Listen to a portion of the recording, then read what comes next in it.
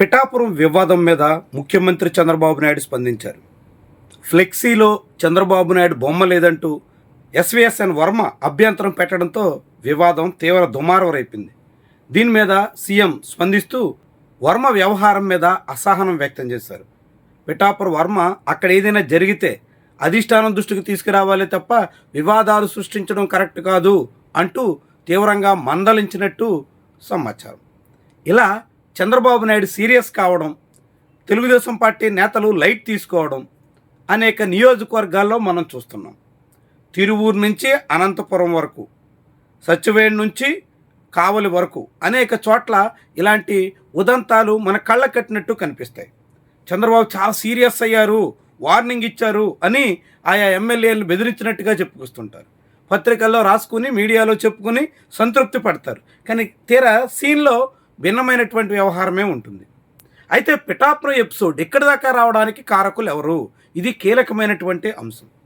పిఠాపురంలో ఎస్విఎస్ఎన్ వర్మ వైఎస్ఆర్సీపీ అధికారంలో ఉన్న 5 ఏళ్ల పాటు విపక్షంలో ఉండగా తీవ్రంగా పోరాడారు. వైఎస్ఆర్సీపీకి ఎదురొడ్డి నిలబడ్డారు. తనకే టికెట్ అని, ఈసారి టికెట్ రావడంతోనే గెలిచి తీరుతానని బలంగా నమ్మారు.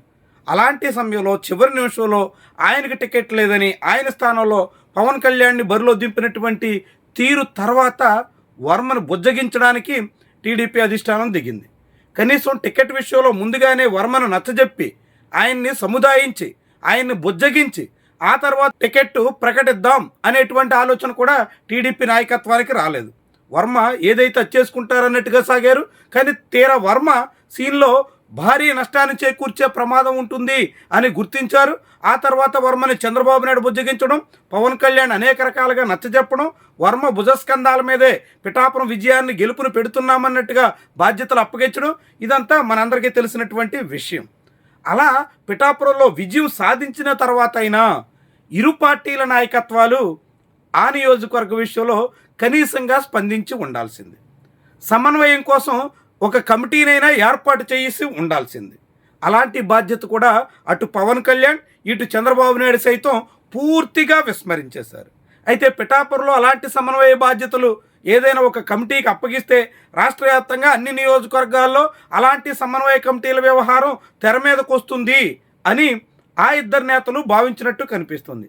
అలా సమన్వయ కమిటీలు ఏర్పాటు చేస్తే ఎమ్మెల్యేలు సాగించేటువంటి వ్యవహారాలకి సమన్వయ కమిటీలో ఉన్నటువంటి వ్యవహారాలకి మధ్య విభేదాలు పొడచూపితే అది చాలా పెద్ద సమస్య అవుతుంది అని ఆందోళన చెందినట్టుగా భావించాల్సి ఉంటుంది. అందుకే పిఠాపురం నియోజకవర్గాన్ని పూర్తిగా గాలి కొదిలేసినట్టుగా వదిలేశారు. పవన్ కళ్యాణ్ ఆ నియోజకవర్గానికి వెళ్ళరు. అక్కడ వ్యవహారాలు చక్కదిద్దే బాధ్యతను ఆయన తీసుకోరు. ఆయన తరపున ఇంకెవరికో అక్కడ ఇన్ఛార్జీలుగా బాధ్యత అప్పగిస్తారు. ఆ బాధ్యత తీసుకున్నటువంటి నాయకులు ఇష్టారాజ్యంగా సాగుతూ ఉంటారు. దాంతో తమకు తగిన స్థానం దక్కడం లేదని టీడీపీ నేతలు కలవరపడుతూ ఇలాంటి ఆందోళనకి కారణమవుతూ ఉంటారు. నిజానికి పిఠాపురంలో వర్మ ఆందోళన వెనక ఏదో చిన్న ఫ్లెక్సీలో చంద్రబాబు ఫోటో వేయలేదనే కారణం పైకి కనిపిస్తున్నప్పటికీ నియోజకవర్గంలో ఆధిపత్యం ఎవరిది, అవకాశాలు ఎవరికి, అక్కడ ఉన్నటువంటి పదవులు ఇతర పంపకాల విషయంలో ఎవరి పాత్ర ఎంత, ఇలాంటివన్నీ తేలకపోవడం వల్లే అసలు తగాదా. ఆ వ్యవహారాల్లో తెలుగుదేశం పార్టీని వర్మను పూర్తిగా పక్కన పెట్టేసి అంతా జనసేనే అన్నట్టుగా సాగించాలని ఒక సెక్షన్ భావిస్తోంది. పూర్తిగా జనసేనకి ఇస్తే ప్రతిపక్షంలో ఉండగా అనేక రకాలుగా శ్రమించిన, అనేక మొత్తం ఖర్చు చేసిన తమ పరిస్థితి ఏంటి అన్నది టీడీపీ నేతల అభిప్రాయం. ఇదే ఇప్పుడు అసలైన విభేదాలకు కారణం. భవిష్యత్తులో కూడా నియోజకవర్గంలో ఎవరి పెత్తనం ఉండాలి అనే ఆధిపత్య పోరు కూడా ఇందులో మిళితమే ఉన్నట్టు భావించాల్సి ఉంటుంది. ఈ తరుణంలో ఇలాంటి పరిస్థితి రాకుండా చక్కదిద్దే ప్రయత్నం అటు టీడీపీ అధినాయకత్వం కానీ ఇటు జనసేన పార్టీ అధినాయకుడు కానీ వీసమెత్తు కూడా ప్రయత్నించిన దాఖలాలు లేవు. చిన్నపాటి యత్నం కూడా చేసిన ఆనవాళ్లు లేవు. కనీసం పవన్ కళ్యాణ్ పిఠాపురం వెళ్ళినప్పుడైనా ఇరు పార్టీల్ని సమన్వయపరిచి ఇద్దరితో మాట్లాడి సఖ్యత కుదిర్చడానికి ఏ సందర్భంలో కూడా యత్నించిన దాఖలాలు లేవు. ఆయన చేయకపోయినా చంద్రబాబు నాయుడైనా రాష్ట్ర స్థాయిలో అధినేతలు పిలిచి మాట్లాడి అలాంటివి తలెత్తకుండా పదే పదే పునరావృతం కాకుండా అడ్డుకట్ట వేయడానికి బాధ్యత తీసుకున్న దాఖలాలు కూడా లేవు. అంటే పవన్ కళ్యాణ్ వదిలేసే చంద్రబాబు పట్టనట్టే సాగిపోయే. దాంతో పిఠాపురంలో ఇలాంటి విభేదాలు రెచ్చిపోయి రచ్చకెక్కి కూటమిలో చిచ్చు పెట్టే పరిస్థితికి వచ్చిన తర్వాత ఇప్పుడు మేల్కుంటున్నట్టుగా భావించాల్సి ఉంటుంది. ఇప్పుడు కూడా ఏదో ప్రకటన చేస్తారు, చేతులు దులుపుకుంటారు, మళ్ళీ అక్కడ మరో సందర్భంలో మరో కారణంతో మరో వివాదం తెర మీదకి రావడం అనివార్యమని చెప్పాల్సి ఉంటుంది. ఎందుకంటే అక్కడ సఖ్యత లేదు, సమన్వయం లేదు, సామరస్యత పూర్తిగా కనుమరుగయ్యాయి. మరి ఇలాంటి తరుణంలో విభేదాలు రచ్చకెక్క, వివాదాలు చెలరేగక ఇంకేమవుతుంది, ఇంకేం జరుగుతుంది అనే ప్రశ్న కూడా ఉదిస్తుంది. అంటే మొత్తంగా చంద్రబాబు నాయుడు, పవన్ కళ్యాణ్ వాళ్ళ నిర్లక్ష్యం, నిర్వాహకం మూలంగా పిఠాపురంలో విభేదాలు బట్టబయలవుతుంటే అదుపు చేయాల్సిన బాధ్యత నాయకులకే ఉంటుంది. అలాంటివి పునరావృతం కాకుండా చూడాల్సిన బాధ్యత ఆ ఇద్దరు నాయకులదే. వాళ్ళిద్దరూ కళ్ళప్పగించి చూసినంత కాలం పిఠాపురంలో విభేదాలు పదే పదే పునరావృతమవుతూ ఉంటాయి. ఫ్లెక్సీలో బొమ్మ లేదనే వివాదం ఈరోజు కొత్త కాదు.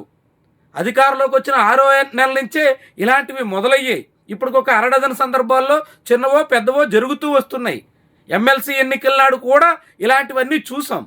ఈ తరుణంలో ఈ పరిస్థితి మళ్ళీ మళ్ళీ రిపీట్ కాకుండా ఉండాలంటే బాధ్యత చంద్రబాబుది, పవన్ కళ్యాణ్ది. వాళ్ళు బాధ్యత తీసుకోకుండా పేపర్ ప్రకటన ఇచ్చి వర్మని హెచ్చరించాం, వర్మ మీద అసహనం ప్రదర్శించాం, వర్మ మీద సీఎం సీరియస్ అయ్యారు, ఇలాంటివన్నీ కథనాలుగా రాసుకోవడానికి, మీడియాలో అల్లుకోవడానికి బాగుంటాయి తప్ప అసలు సమస్య అలానే ఉంటుంది. అప్పుడప్పుడు ఈ తీరున పొడచూపుతూ ఉంటుంది. దాని ప్రభావం కూటమి మీద పడుతుంది.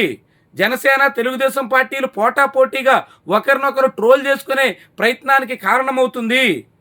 ఇలా పిఠాపురం రాజకీయాలు రసవత్తరంగా మారేందుకు ఆస్కారం ఇచ్చినట్టు అవుతుంది. అది జరగకూడదంటే వీళ్ళిద్దరూ అధినేతలు బాధ్యత తీసుకోవాల్సిన అవసరం ఎంతైనా ఉంది.